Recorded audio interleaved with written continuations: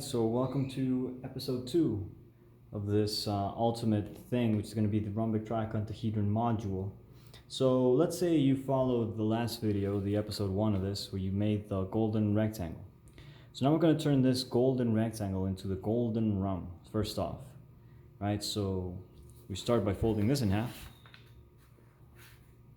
Of course, if you wanted to make a lot of them, we'll see what I mean by that, but yeah. So we started folding this in half. That'll be the horizontal line. Now you're going to fold the vertical line. Now the golden rhomb in itself is simply the lines connecting from here to here, here to here. Let's see how that looks though. So how would I do it? Well, first off, you establish 2 points. In my case, it's going to be point number 1 over here, point number 2. You can just do a fold that connects those 2 points. That's one way. The other way is to actually fold where you want your point to be, like this, in the sense that now when you pull the paper, it's actually on that point, you see? That's one way. And then of course, then you have that fold, and now you could, because you already have that one, so you have that pinch. Here I'm just turning it over so that I can actually look at the blank space, but see? Now I can put there and I actually have like a little bit. So now it's almost about connecting those two. And sort of by resistance itself, I mean, it'll just sort of connect. Even though they're not aiming at each other, because of the fold that we did, it should connect to each other. It's interesting how that happens. Alright, so we have one, and now what we do is we can fold back on this horizontal line, and we can use mirrors. So what I mean by that is, well, we want to put this same fold over on this top side. So by folding it, we now have a direct reference on where that is. So we don't have to do that thing that we did before. We simply have to fold that there. Yeah. You can fold like this. Now you turn it over, and now you can see even like a little bit on the background there, a little shadow. You're going to use that shadow.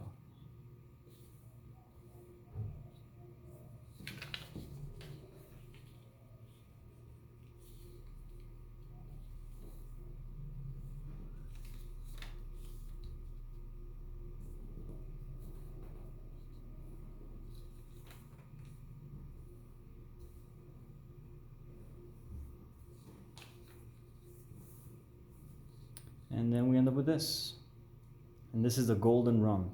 It's a golden rhomb because the length of it is the golden ratio, and the height of it is, well, it would be 2. Well, technically it would be 1, technically. Because we would want the golden ratio to be, yeah, I'm not going to get into why, but yeah, trust me. Yeah, I should go into why. Well, if we said before that this was root 5, but this red line can only be root 5 when this height is 2, you see? So if this is 1, and then this is root 5, but the whole rectangle is 1 plus root 5 to 2. All right, so let's write that down. I'll write it down on the paper that I cut out. So we're saying that a rectangle has 1 plus root 5, and we can put little 2 points to make the ratio thing, to 2. So this is a rectangle. So if we divide everything in 2, in order for this 2 to be 1, we will get 1 plus root 5 over 2, and ratio 1. Because 2 over 2 is 1, so this is the golden ratio. 1 plus root 5 over 2 to 1. So then this rectangle has that proportion. It's the same ratio. We didn't do anything to it. We simply found another way to describe it. But these two rectangles are exactly the same. These two ratios are identical. It's only the way we express it. So we end up with the golden rhomb, and this is the golden rhomb. Yay! Now the triacontahedron is made up of 30 of these. 30 of these are the golden rhomb. So the question then is, well, how do we make them be together? Here's my proposal. You know, take it with a grain of salt, take it however you want to take it. We have the shape of it. So now here's what you're going to do. You're going to fold vertically into this. I'm going to turn it over just because I want my fold to be, my module to look pretty. So I have all this written down on the back of it, so a little dirty. So we have it like this. Now I'm folding to the midline, right? And now I fold in half. Now I fold this rectangle to the midline. Like there, and this one also. Now, what's interesting is that this rectangle has the same ratio as the big rectangle. So what I'm saying is that this guy inside that rectangle has the same ratio as the big guy, the big rectangle. And in a way, so do all of these. In a way, this rectangle right here would also have the same ratio as the big one, because it's sort of like going inside of it more and more. And this is it's a phenomenon of just rectangles in general. But point is that we can now draw the rhomb inside of this little guy. Let me just zoom in a little bit more, so we're deeper. Now it's ever so small. Now we'll do the same deal where we can sort of extract that point right there. And here we can extract this point. Actually, it's a lot more manageable. So we go from point to point. It's more manageable because of all the layers, which you have to be careful on. I actually like to unfold after each one of these, because it naturally sort of pushes the other layers around. So you want the least of that in your shit. There you go. Now there. Now I have no ambitions of not cursing and not whatever on YouTube. I used to have like, oh no, I gotta be clean, gotta do this. The reason being that I thought, well, what if whatever, but I'm not gonna monetize this. I'm not advertising anything.